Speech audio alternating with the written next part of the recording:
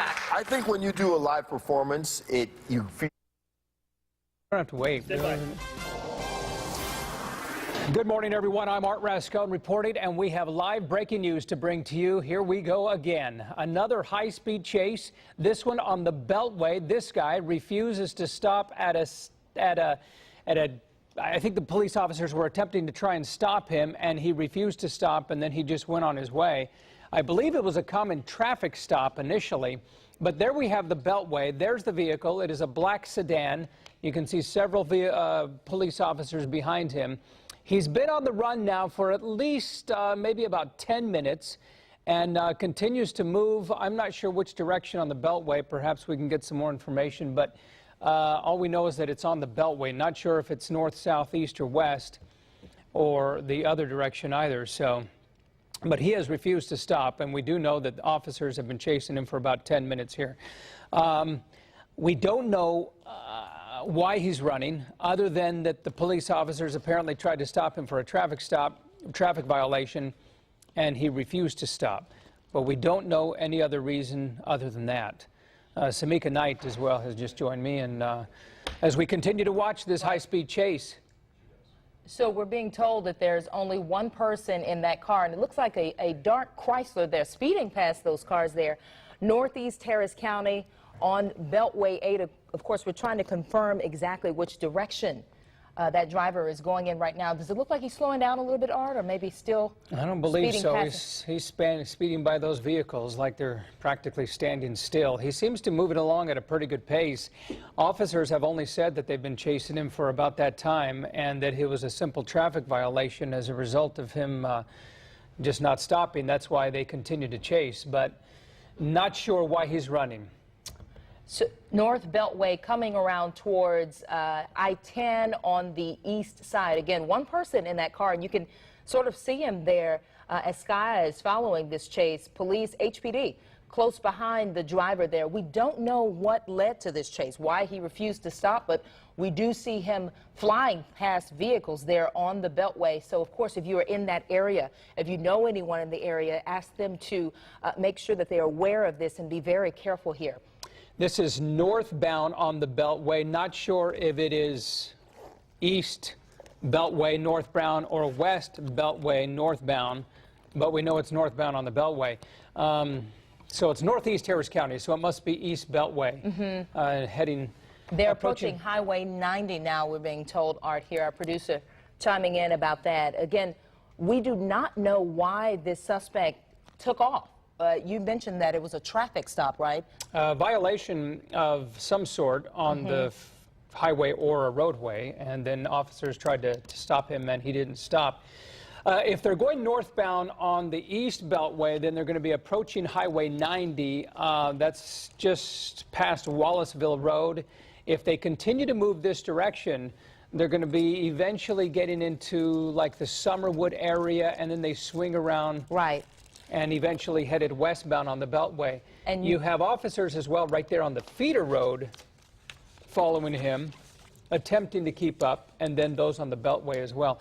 And it appears that, we're listening in to our producer, he just crossed New Highway 90. So for those in that area, you see the school bus there, speeding past this school bus. And as you mentioned, Art, their HPD, what appears to be HPD, and I'm sure Harris County Sheriff's deputies there, as they are in northeast Harris County, following this chase. And you can see spike strips being put out. Oh, wow, the suspect now going on a grassy area, going around the spike strips as police are, Harris County Sheriff's deputies and police.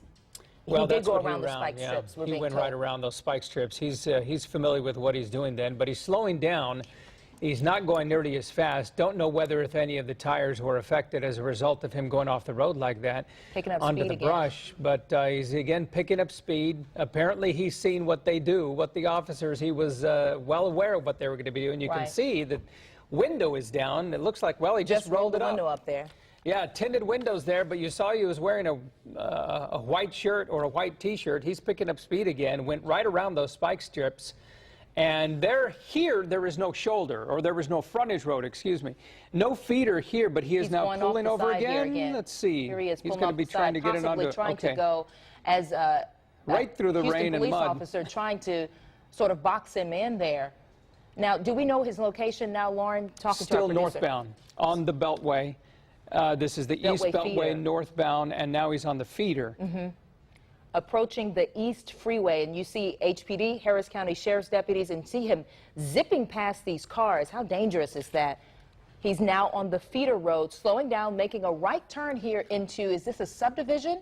Actually, let's see, it appears to be a subdivision, heading into a subdivision there, speeding through, blowing past these stop signs, maybe a parking lot of some sort. Let's see if we can pull out here and see exactly where he's going. Speeding through this parking lot on the east side here, Northeast Harris County, near Beltway 8 still. This is a parking lot, potentially the 99-cent store parking lot, if I'm familiar with this area. Well, he's yes, a Wendy's 99-cent store. Familiar with this area. Clearly still trying to get away, but now back on the feeder road. And this may actually be Wood Forest Drive here. You see him going through these stoplights. Very dangerous. This is a heavily populated area.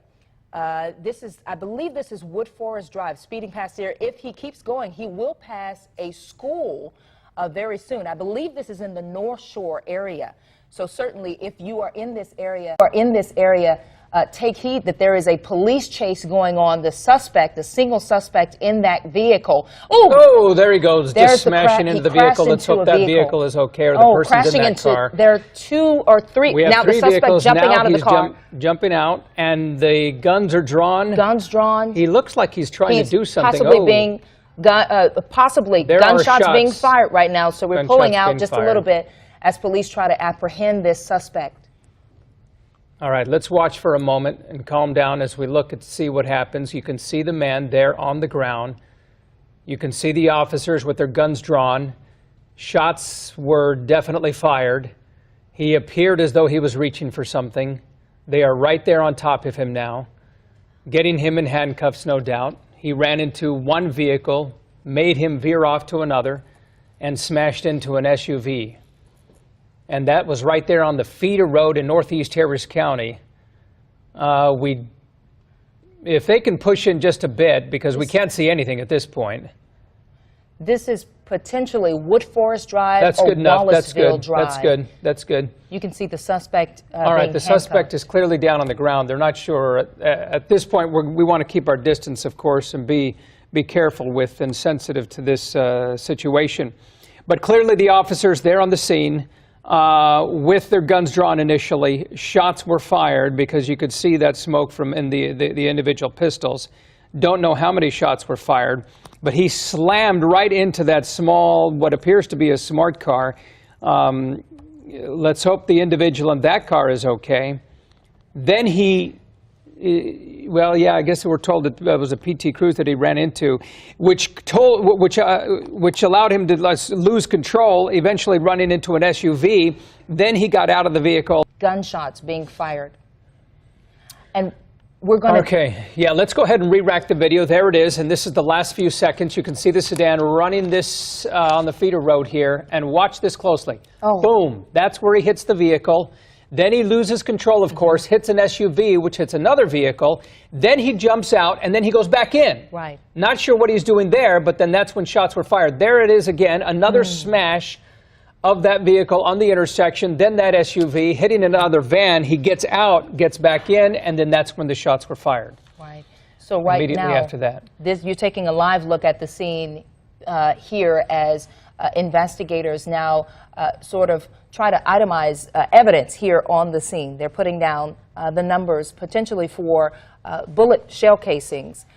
Right now, we're trying to figure out the condition of the suspect, also the condition of those drivers in that white car, as you saw, the one that seemed to have been heavily impacted there by that crash, and also the driver of the 2 SUVs as a result of that crash. Again, Northeast Harris County, potentially either Wood Forest or Wallisville Road. We do know that this is in the North Shore area. In that parking lot, you see... Before it came to this tragic end.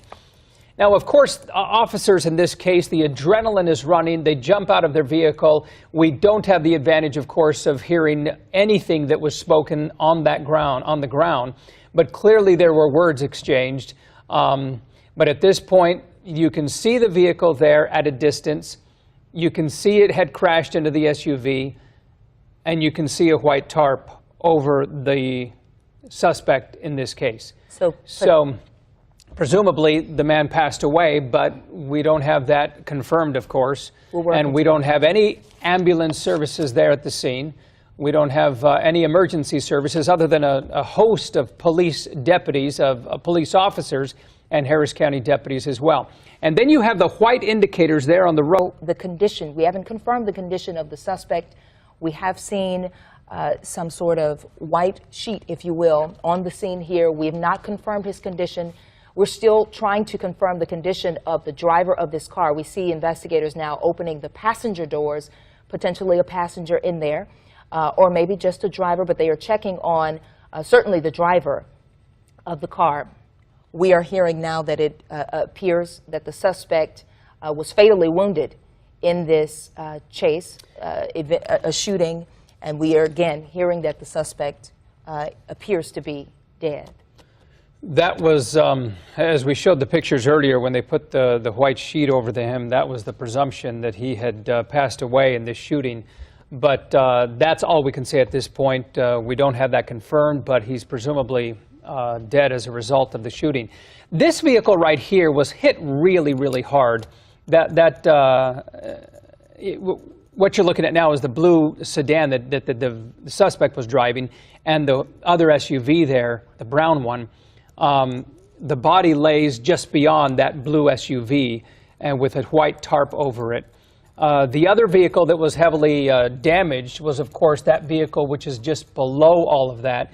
If the camera can just slide just a little bit below that, you can see the white vehicle that was smashed really, really hard during that intersection collision.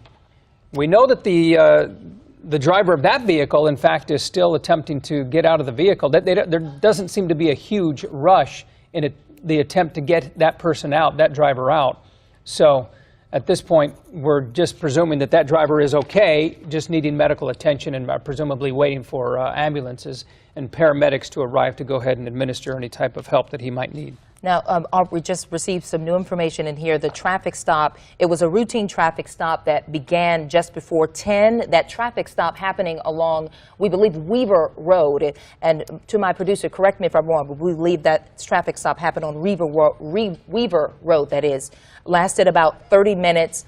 As you saw there in the video, authorities confirming now that the suspect did exit the vehicle, and then he reached back in, as you saw there in the video. You know that the shots were fired and that the man was down, and that he has presumably been killed as a result because a white sheet was placed over him. Right, and again, we're taking a look there at the video shot earlier from Sky HD as that suspect just sped past even a school bus there, going around Harris County deputies as they try to put out a spike strip for the suspect, eventually going into this intersection, crashing into a white truck there, and then into one SUV, which then crashed into another, going out of the vehicle, reaching back in. Couldn't tell exactly what he was reaching for or what he had in his hands after he came back out of that car, but we do know that gunshots were fired thereafter, and you could see, as Art, you mentioned, the smoke there coming from those gunshots,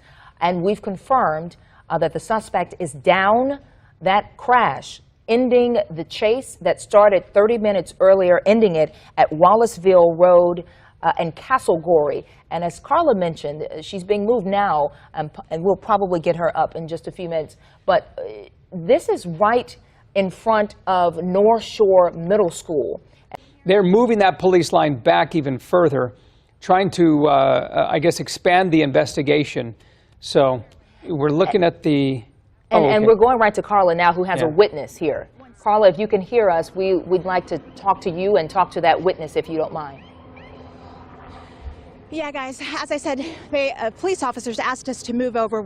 Thank you for spending some time with us this morning. Again, this is a ground view of the impact the Chrysler had on several vehicles.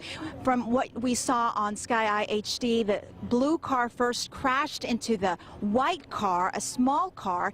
It crashed head on, and then it impacted the brown, the tan-colored Explorer over there. The tan Explorer then crashed into another vehicle that is pulled over on the side of the road. We're looking at a close-up shot at the victim's car right now. Obviously, a lot of devastation. The suspect's car has several bullet holes on the window. We don't know how many shots were fired. We also don't know if the suspect fired any shots back at the police officers. Again, we understand that there were at least 3 other vehicles impacted during this high-speed chase.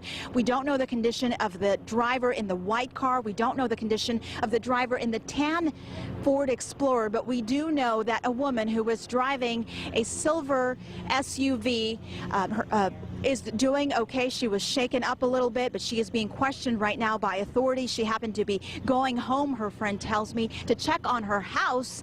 She was going through this intersection when all of a sudden her car was hit by that tan Explorer. We are being told off the record that Houston Police is the lead agency on this case. We have not heard from a spokesperson yet, and in fact, I don't see anyone out here. This is the kind of case that spokespersons usually do come out to the scene. We're going to try to figure out who that person is to try to get you more information, and once we do, we'll be sure to pass it along. For now, back to you guys in the studio. Okay, thank you, Carla. Appreciate that reporting out of there. By the way, there were at least 5 bullet holes in the back seat window of that Chrysler, and then another 5 in the front passenger side. So we know that there were at least 10 bullet holes, 10 gunshots. Not knowing where they came from, however, we do know there were at least 3 officers shooting that direction. Right, wow, still a lot coming out of this story. We'll be right back. BP MS 150. All right, thank you, Travis. All right, we're going back out to Carla really quickly with new information on the suspect involved in that deadly police chase. Carla? Yeah, just a little bit more information, guys. We've been out here for an hour now, and just a couple of seconds ago, a man walked up to us and told us he was the suspect's best friend. I want to point him out to you guys. He's talking to police officers right now.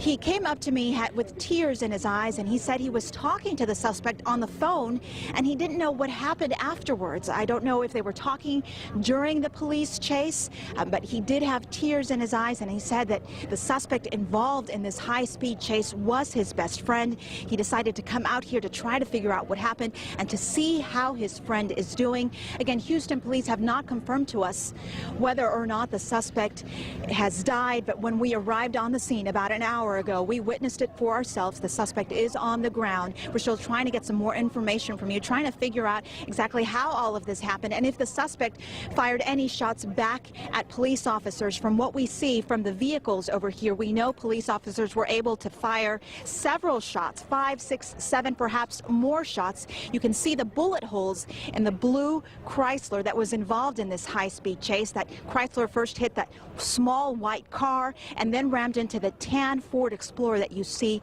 on the screen there. That tan Explorer then hit yet another car. We know the driver of that third car impacted in this police chase is doing okay. She's a little bit shaken up. She is talking to authorities right now.